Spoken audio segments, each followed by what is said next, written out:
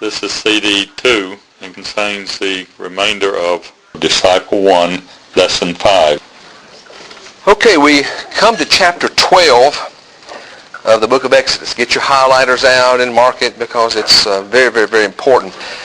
This, in essence, is the 10th and the last plague. The 10th and the last plague confounds it causes the death of the firstborn son in every household. And of course we know Pharaoh has a son that's going to die. But let's look at this whole scenario because it's very, very important. As I said, it becomes the basis for the Last Supper. The Last Supper was a Passover meal. So let's take a look at Passover in chapter 12. Let's look at some verses of this. Chapter 12, verse 1. The Lord said to Moses and Aaron, by the way, who was Aaron? His brother. Moses' brother, who I will tell you ahead of time, becomes the first high priest. He's the very first high priest. And he wasn't perfect either, by the way. He made a horrible boo-boo in Exodus chapter 32. I wish that were not recorded in the Bible. I wish we could cut it out tomorrow and throw it away and burn it and never have it in there again, because it's awful.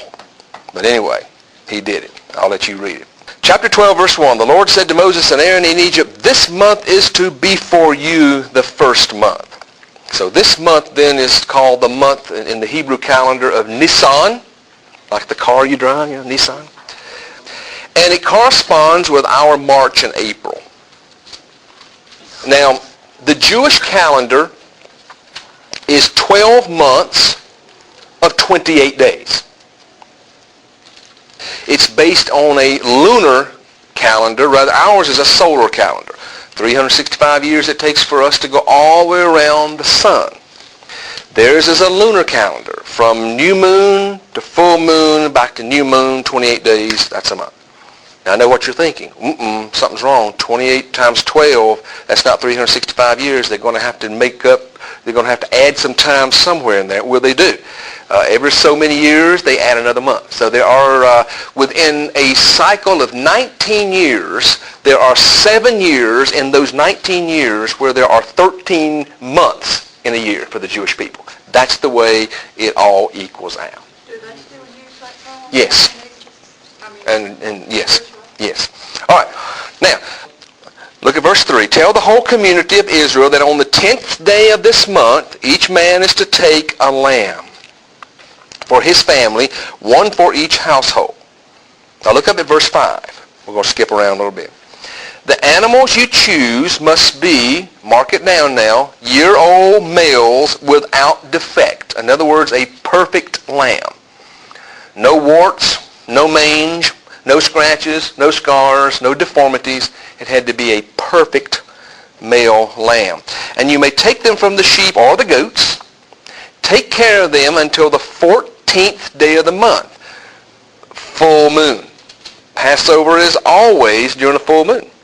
The month begins with new moon, which means right in the middle of the month it's going to be full moon. When all the people of the community of Israel must slaughter them at twilight, which is about 6 p.m. Then they are to take some of the blood, put it on the sides and the tops of the door frames of the houses where they eat the lambs. That same night they are to eat the meat roasted over the fire along with the bitter herbs and bread made without yeast. Okay, look down at verse number 11. This is how you are to eat it, with your cloak tucked into your belt, your sandals on your feet, your staff in your hand. Eat it in haste, because it is the Lord's Passover. In other words, be ready to move forward. When the moment comes and you can leave, you got to be ready. You got to have your shoes on and your staff in your hand, and there's no time for the bread to rise. So therefore, the bread will be unleavened bread.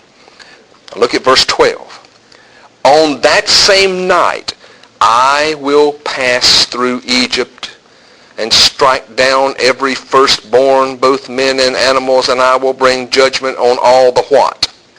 Gods of Egypt, for I am the Lord. And by the way, let me give you this little thing. In your Bibles, do you notice right there that it's capital L, capital O, capital R, capital D?